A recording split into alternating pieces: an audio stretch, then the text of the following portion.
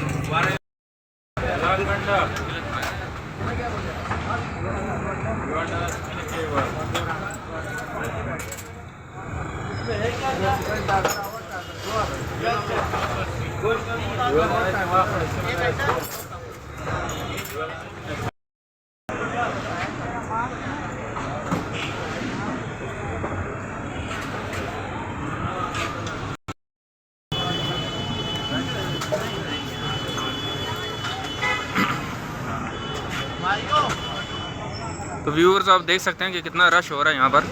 और आप भी आएँ, सर्दियों का जो है ना वो मौसम स्टार्ट हो चुका है और आप ख़ुद भी तशरीफ़ लाएँ और बच्चों को भी लेकर आएँ। आप देख सकते हैं कि यहाँ पर छोटे छोटे बच्चे भी हैं जो ना वो भी यखनी वगैरह का जो है ना एंजॉय कर रहे हैं। बहुत ही सस्ता रेट है, इतना ज़्यादा रेट्स नहीं है।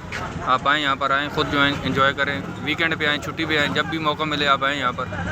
और इंशाल्लाह मिलते हैं नेक्स्ट वीडियो में। और जाते जाते मेरी सबसे रिक्वेस्ट है, जो मेरे चैनल को, मेरी वीडियो वगैरह को जो चैनल सब्सक्राइब किए बगैर जो वीडियोस को देख रहे होते हैं, काइंडली वो भी मेरे चैनल को सब्सक्राइब कर लें ताकि मेरी आने वाली वीडियो आप तक पहुंच सके।